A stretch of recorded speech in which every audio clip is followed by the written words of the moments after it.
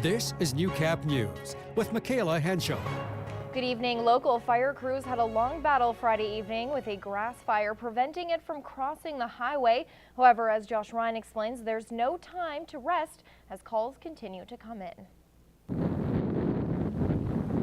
A grass fire that spread between Blackfoot and Lloydminster took more than 4 hours to control for local fire departments. There were numerous spots requiring action along the CN railway track. We had a lot of help. We had Blackfoot Fire Department, which area was responding. Kitscoty came in to help, City of Lloyd, and Britannia Fire. Chances of seeing more flames pop up are strong, with extreme fire danger set throughout the region. High fuel loads with the grass from last year, and high winds, warm temperatures, no precipitation, so we're going to be seeing more fires. Every department is asking residents to remember safety measures. No throwing cigarettes out of moving vehicles. We do get lots of fire calls every year for those type of careless incidents. Watch where you drive your ATVs through tall grass. We've had fires start that way. No illegal burning. You're allowed campfires or recreational fires within the county as long as they're small, contained, and extinguished at the end of the night. At this time, Lloydminster is not under a fire ban. Just because we do have such strict fire bylaws in place, you're only allowed to burn dry seasoned wood in a backyard fire pit. However, the city of Vermilion River County has a partial ban in place. We've suspended all permits, but we still let you have your little backyard campfire if it's controlled and supervised. And in that campfire setting, place safety ahead of fun. Try and stay safe and keep your family safe. Josh Ryan, Newcap News.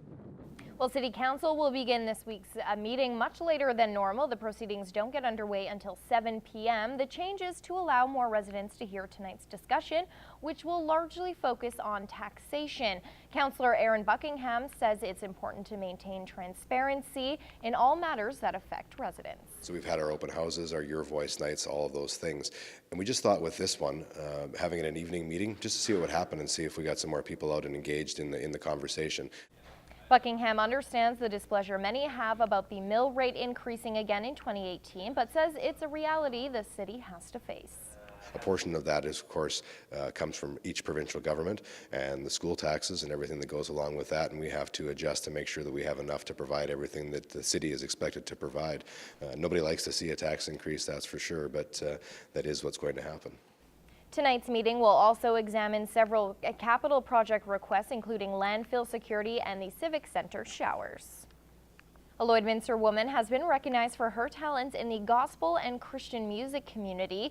Eleni Young went to Nashville last June to compete in the Immerse Conference's Review You competition. Young took home the award for Best Songwriter for her original song, Covered in Love. Actually, I submitted the song for 2 categories. One was artist-writer and one was just songwriter.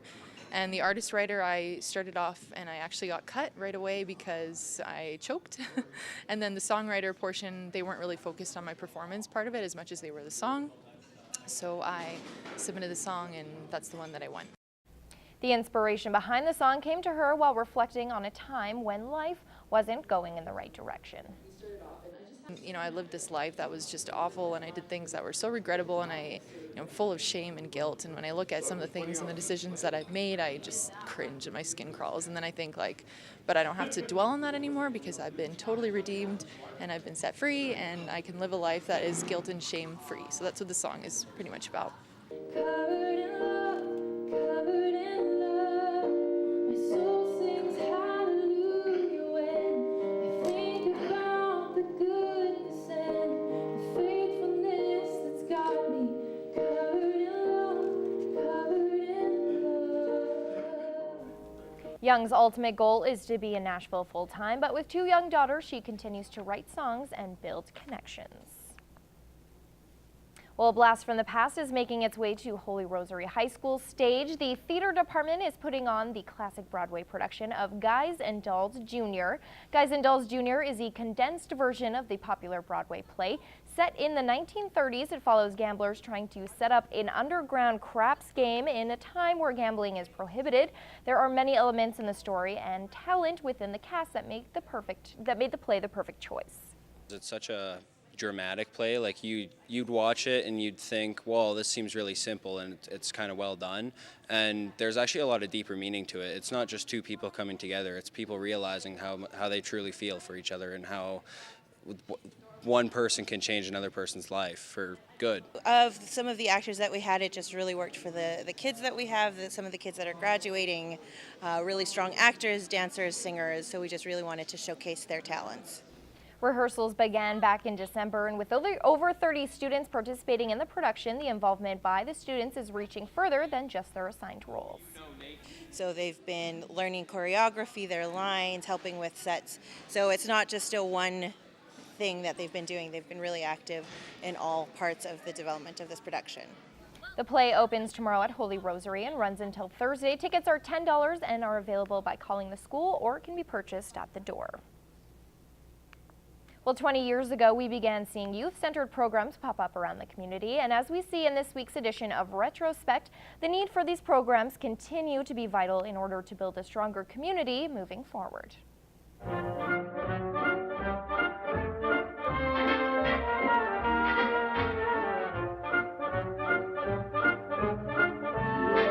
It seems troubled youth are getting younger, and the need for youth help programs is increasing.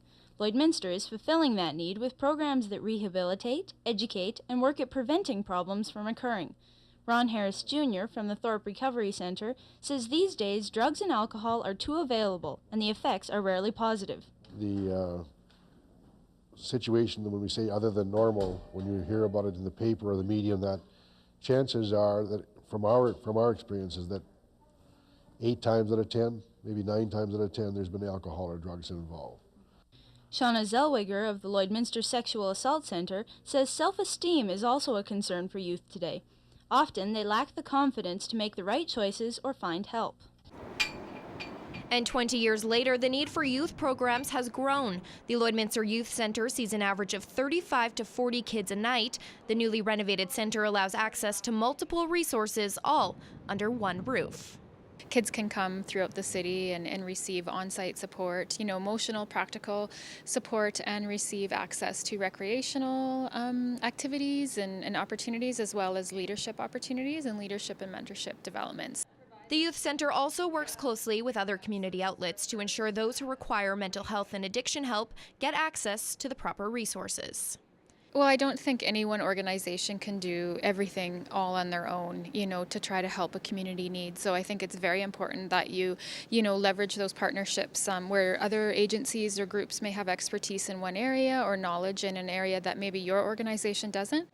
Youth programs continue to be a vital part of the community as they help shape the city's future while working to eliminate stereotypes. The youth that come to us are particularly vulnerable. They're socially marginalized and they don't have a lot of the opportunities that, other youth do. So I think it's important to create those opportunities for kids so that they can, experience positive relationships in a community of their own.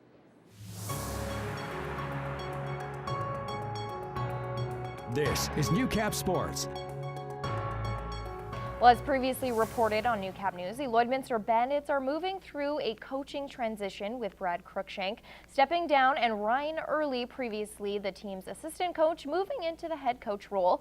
The Bandits' first spring camp under Early's guidance occurred just over a week ago, and Early, just like his players, is dealing with a new learning curve. The camp drew over 50 players for 3 days of hockey, and Early gained valuable first-hand knowledge of exactly how tough running a camp can be. It's exhausting, to say the least. My wife's pretty patient. My boys are looking forward to the year because being in charge now, so I think they're going to like the perks. But it's fun. I'm going to enjoy the ride and see where it goes. This was the Bandits' second year hosting a spring camp. This year, the organization decided to change the format from 2017, giving players a chance to show more skill. What we did Friday was 5-on-5. Yesterday we did 4-on-4, and then this morning was 3-on-3. So the guys seen a lot of ice. They definitely got their money's worth over the weekend. And having that many players at camp gave the Bandits coach a new perspective on what works and what doesn't. Some guys were committed for Friday, Sunday. Some guys were committed for just Friday. Some guys were committed for or gone Sunday, that sort of thing. So probably go small, one less group, unless we get, say, 60 guys, right?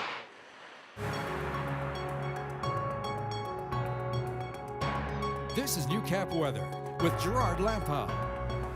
Yeah, so fingers crossed, more of the good stuff on tap here as we roll through the next 7 days. And coming off a 20-degree weather weekend, 24s, 25s today around the region there. Really good going. What we do need is some rain, and hopefully Mother Nature will supply some of that in the next 24 hours there. Let's put this map into motion, and as you can see there, there's certainly a mix of sun and cloud, and there are hints of showers around on the overnights and going through the early hours of tomorrow morning. We can certainly see it at least by the morning commute and during the course of the day, and then some clearer areas available to us during the course of the evening. Temperature-wise, should be just a bit cooler than what we've seen today. 19 is possible for ourselves, 20 out to Marwayne, 22 to Bonnyville and Lac-La-Biche, 23 to Edmonton and Vegaville areas, 19 around Wainwright, Provost into Macklin, off to the northeast there, 19 as well for Isle Cross and Green Lake areas, as well as Meadow Lake, 18 at St. Walburg tomorrow, 17s for